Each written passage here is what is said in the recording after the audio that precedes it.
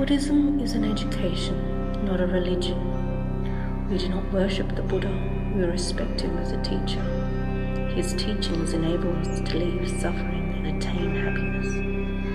What does Buddha mean? Buddha means enlightenment, understanding. Complete understanding is when one realizes the truth about life and the universe. It is when one is apart from all delusions. What is purity? Purity is apart from defilement. Defilement is the greed, hatred, and stupidity present in our minds. Cultivation is cleansing these impurities from our hearts. To keep our mind pure and at peace is like keeping a pond clean and undisturbed. When the water is clear and still, it can reflect the sky, sun, and trees just as they are, without distortion. Our mind is the same. When we are polluted by greed, hatred, ignorance, and disturbed by discriminations and attachments, we distort our picture of reality and fail to see things as they are. Wrong perceptions of reality can prevent us from enjoying a clear and happy life. Learning to turn the light around, reflect upon yourself and smooth your mind pond still. Everything outside of ourselves are equal in themselves. The garbage does not feel it is unclean, and the flower does not know it is fragrant. There is no such thing as discrimination. We must let our mind be at peace without attachments. This is true happiness. Don't see the faults of others, and don't speak of them. Don't even leave an image of the fault in your mind.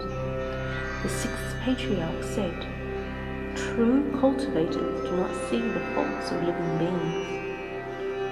We should learn to see our own faults. It would be of great benefit if you can practice the 10 recitation method 9 times a day. Every recitation should not have afflictions, wandering thoughts, or worries.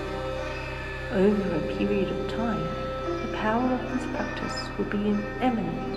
It can help you reach the Pure Land. Cultivation is practiced in our everyday life. We should not see it as something unusual. It is simply changing ourselves for the better. The first of universal worthy Bodhisattva's 10 great vows is respect. We practice it by purifying our actions, speech, and thoughts. Without purifying these, even if you bow to the Buddha 10,000 times, it is still not considered true respect.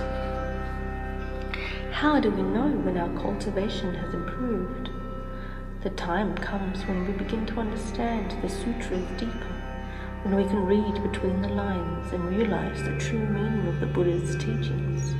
This is when we have improved our cultivation. Is your mind really set on reaching the Pure Land? To want to reach the Western Pure Land is a great wish.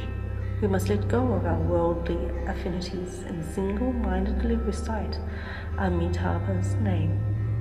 To be mindful of the Buddha is to dwell in true wisdom. The ultimate goal to which all methods of cultivation lead is the complete pure and equanimous mind. It is our original nature, our Buddha nature.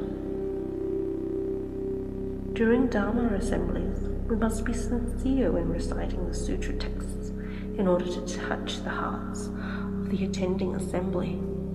The words of the sutra should flow forth from our hearts and not merely spoken. We must truly cultivate. Those who have the ability can just take one look at you and tell if you are sincere or just putting on a show. During Dharma assemblies or Buddha recitation sessions, there are always people helping in the kitchen and the Buddha hall. We must know that the merit of these people are the same regardless of where they help out. Never assume that helping in the Buddha hall would be better than elsewhere. Always see things with eyes of equality.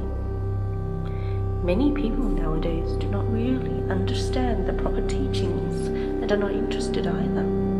Their interest lies in repenting past offences and often come in the way place for that sole purpose. It is our responsibility to explain the proper teachings to them and point out the correct way of cultivation. Only through cultivation can they truly eradicate past offences, for they will know where they wronged and won't repeat their faults. To understand the complete teachings thoroughly, one must first cultivate the pure heart. When the pure heart is attained, teachings would naturally be learned.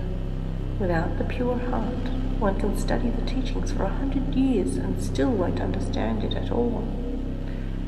Those of you who are interested in explaining sutras in the future must memorize the sutra you plan to lecture, plus its explanation by an authorized teacher. This is the way practiced by all successful lecturers of the past. If he or she is unable to memorize the material and cannot meet the standards, he or she should let go of all their attachments to the world and single-mindedly recite Amitabha's name. There is no need to be upset or feel sorry for not being able to lecture sutras. In putting the teachings into practice, the first thing we should cultivate is the pure heart. A pure heart is a mind without discrimination or attachments. We must also develop proper understanding by listening to explanations of the Buddha's teachings. We should treat all people with respect and sincerity. We must be responsible for our actions and careful when handling others' properties.